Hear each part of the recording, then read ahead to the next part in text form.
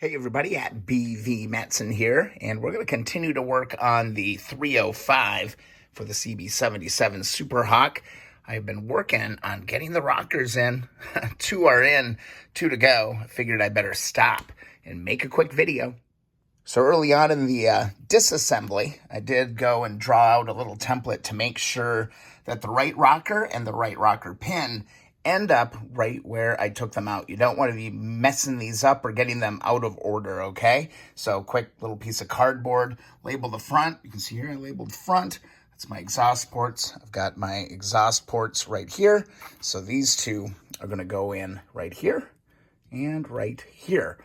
Now, this is a little bit different design than the 350s. These don't just slide in, they kind of pop in or press in. So I wanted to make sure I showed this in a video today. This should be a pretty quick one, but either way, I want to show it to you.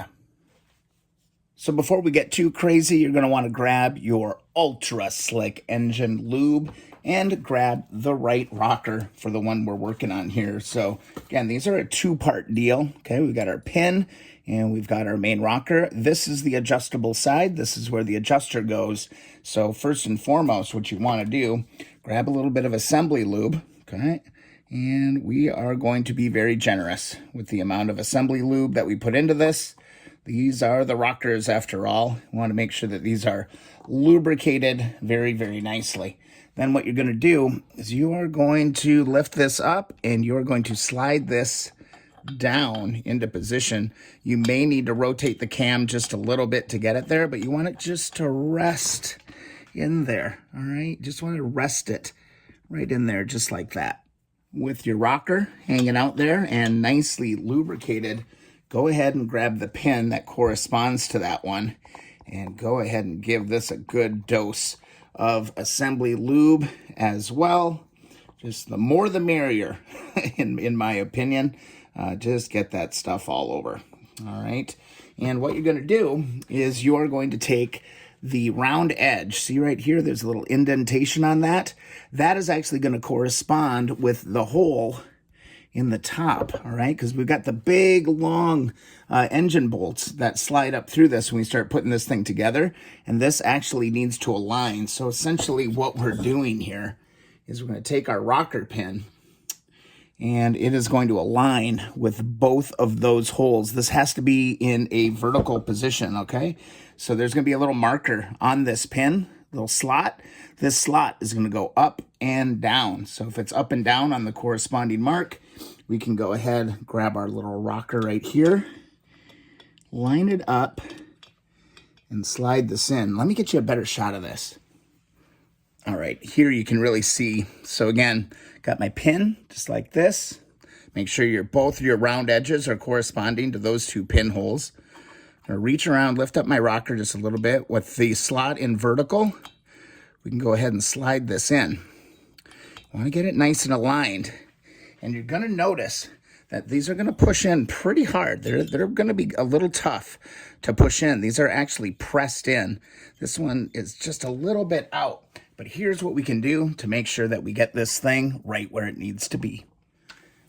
It's not anything too elaborate, but I found that one of these vice grips, or the quick grips, work really, really well. We can go ahead, grab this, put our clamp in just like this, and we can actually use this to push that right back in, and that gets you a nice pressed fit on that. And our rocker is in position right where it needs to be. We got one more to go on this bad boy. Let's get it done. And I just want to make sure everybody sees what I'm talking about here on the slot. So here's the slot, and here are the grooves. The grooves are going to align on this side with these two holes right here. It's unique. I haven't seen this before. Again, this is the first 305 I've worked on, but that's what you're looking for. In order to pull them, did a whole video on that. That's going to be, they're a booger to get out, but going in seems to be a lot easier. This one, I'm going to go ahead and grab that vice grip, or that quick grip, and we'll be able to push that one in, because this one's not quite as friendly as the other one. And one last little note on this, like, don't freak out if yours get off, because you can always go in here with a big bladed screwdriver and actually turn these if needed. If you want to double check to make sure you've got your clearance, go ahead and take a long screwdriver, and just make sure that you're right. But if you do them wrong, you're going to know pretty quick. So again, I'm just going to take my quick grip, get inside of here, and get in here. It actually fits like darn near perfectly. And then as we apply some pressure to it, by golly, she's going to go home. Just like that. If you still got a little bit of a ways to go, you can go ahead and grab like a brass punch or something like that to give it just a little bit of a nudge. This one just needs a little bit of persuasion, and we'll get it there. And that's where you want to be. You want those in vertical positions on those slots. And take a look. We've got our rockers in place. I'm going to go ahead and put a bunch of assembly lube all around the lobes and underneath here as well. Going to be really, really liberal with it.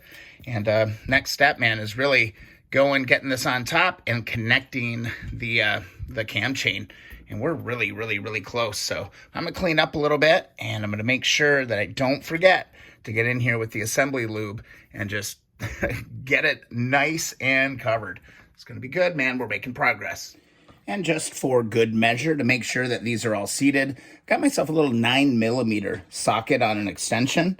You can go ahead and just tap these, and they should bottom out pretty easy. You just want to make sure that they're all the way in there, and those aren't going to come out. Don't go crazy with this, of course, but we want to make sure those are in position. Make sure you do all four.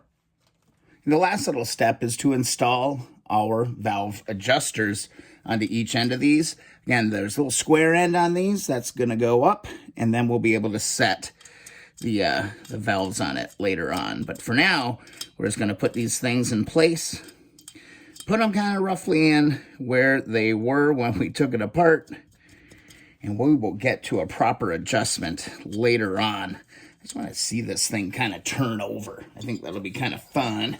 Let's hop over to this side, and let's put our adjuster in on this side as well. There's going to be a whole other video of us adjusting valves on this, but can't do that just yet. Got some more work to do, but we don't want to lose these, that's for sure. So let's go ahead and get those in. All right, and with all of this lubricated up, I'm going to go ahead and turn this thing over and just make sure that we're getting all the lobes and everything covered.